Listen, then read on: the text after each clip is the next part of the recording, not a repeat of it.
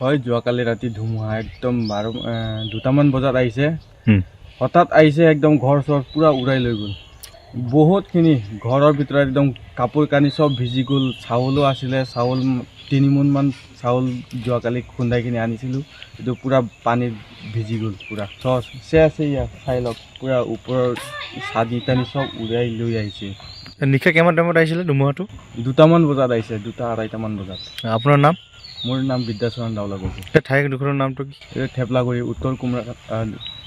উত্তৰ কুমৰাকাটা কয় এইটো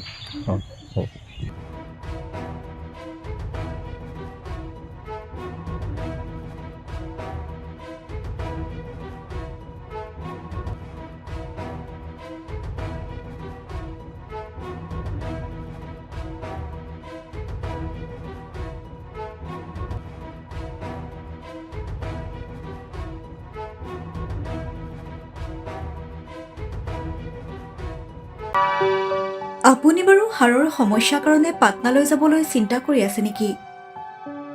এতিয়া আৰু চিন্তা নাই। আপোনাৰ যিকোনো হাড়ৰ সমস্যা হ'লে এতিয়াৰ পৰা আৰু পাটনালৈ যাব নালাগে। কিয়নো এতিয়াৰ পৰা গুৱাহাটীতে পাব সেই সকলো সা-সুবিধা। গুৱাহাটীৰ আমিনগাঁৱত অৱস্থিত Patna orthopaedic and multi speciality হস্পিটেলত কম খৰচতে পাব সেই সকলো উন্নত মানদণ্ডৰ চিকিৎসা সেৱা য'ত অভিজ্ঞ চিকিৎসকৰ দ্বাৰা সম্পন্ন কৰা হয় বিভিন্ন ধৰণৰ হাড়ৰ অস্ত্ৰোপচাৰ। বৰ্তমানলৈকে 3000তকৈও অধিক ৰোগী সুস্থ হৈছে।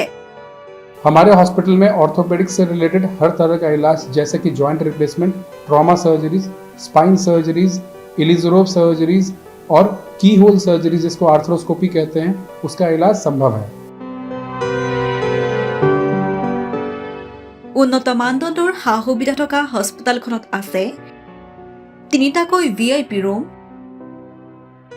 11টা কেবিন, জেনেৰেল ৱাৰ্ডত আছে 12খনকৈ বিছনা তথা 7খনকৈ বিছনাযুক্ত ICU। তাৰোপৰি এই হস্পিটেলখনৰ ভিতৰতে আছে ফাৰ্মাচীৰো সা-সুবিধা।